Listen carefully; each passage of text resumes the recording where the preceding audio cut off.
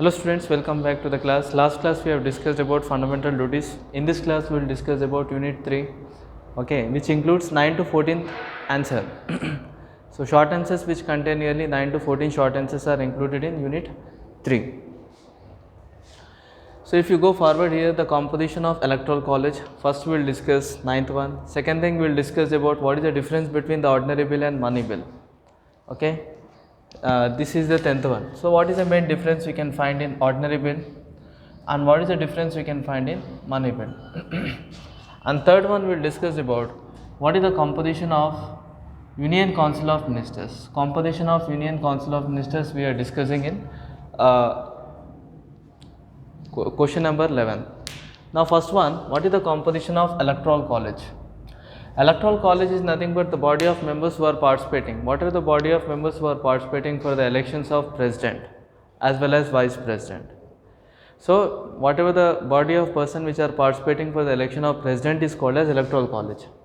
Now here if you see that electoral college are mainly consists of parliament, the member of parliament as well as the member of legislative assembly.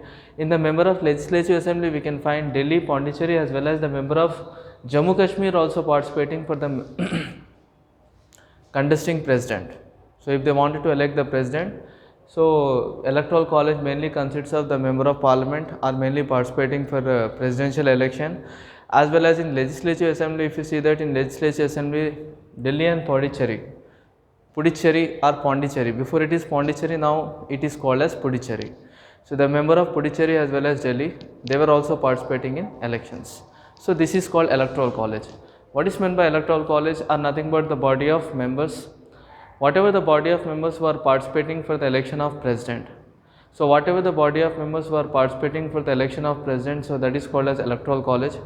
And electoral colleges are mainly consists of the member of parliament as well as in member of legislative assembly. If you see Delhi as well as Puducherry, so these are the two member of legislative assembly who are participating in electoral college.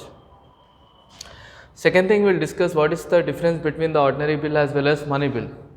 Ordinary bill in the sense this refers to the non-economic as well as administrative affairs of government. Ordinary bills are non-economic bill. Any bill which are not related to the economy or money, that comes under ordinary bill, and most of the ordinary bills are administrative, they are related to the administrative activities or administrative affairs of government. And for ordinary bill, presidential permission is not required. Anybody can approve the bill, anybody can able to raise the bill. Bill can be raised in any house. If you wanted to introduce that bill, you can introduce in Lok Sabha, Rajya Sabha, in any house you can able to introduce the bill. But money bill is not different. Money bill is quite different. Money bill means the bill which are mainly related to the financial activity is called as money bill. And presidential permission, president permission is very important to introduce money bill in the parliament. So what we have understand in this two bill? So we have understand first one, we have understand about ordinary bill as well as money bill. In ordinary bill we discuss that whatever the bill which are related to non-economic and administrative affairs, whatever the bill which are related to the non-economic or non-monetary bill which are mainly related to the administrative affairs of government, so that is called ordinary bill. And ordinary bill, to introduce the ordinary bill, presidential permission is not required. But money bill is quite different. Money bill means the bill which are related to the financial matter is called as money bill, and presidential permission, president permission is must to introduce that bill. Next come to the point, composition of Union Council of Ministers.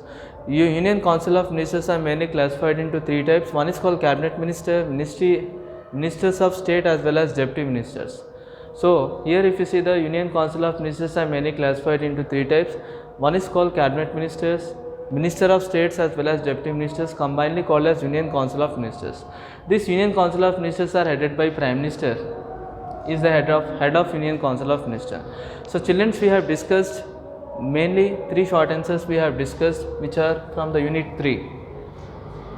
From 9 to 14, whatever the short answers are there, they are from the unit 3. So first short answer we are discussing about composition of electoral college. Electoral college is nothing but the body of members who are participating for the election of president. Whatever the members which are participating for election, they were electoral college. the member of parliament anyhow they will participate, the member of Lok Sabha, Rajya Sabha will participate. At the same time the member of Legislative Assembly Delhi and Pondicherry, these are the two members who are participating in electoral college. Next, when we are discussing about the difference between the ordinary bill and money bill, ordinary bill is nothing but the bill, any bill, this bill which are not financial bill, okay, which are not monetary bill, which are not related to money, and the bill is mainly related to the administrative activity, that is called as ordinary bill.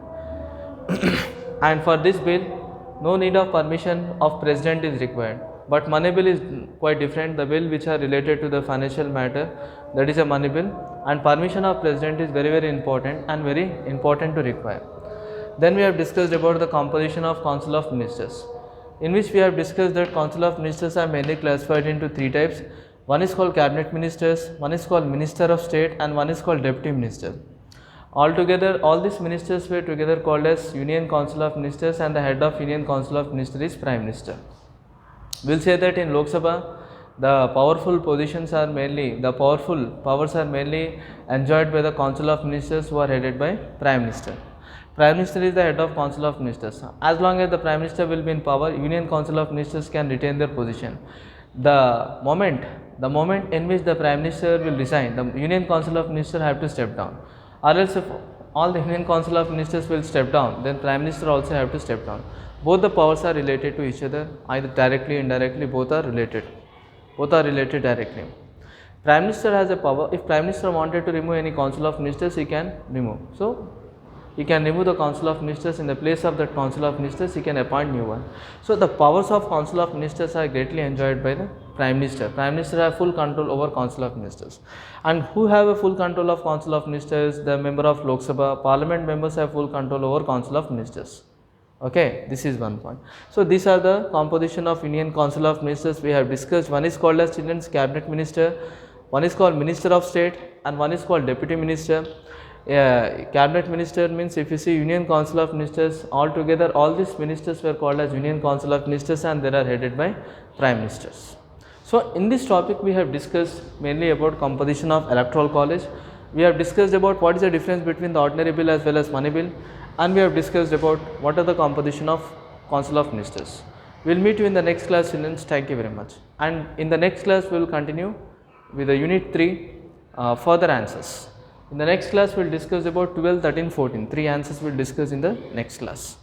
Thank you very much. We will meet you in the next class.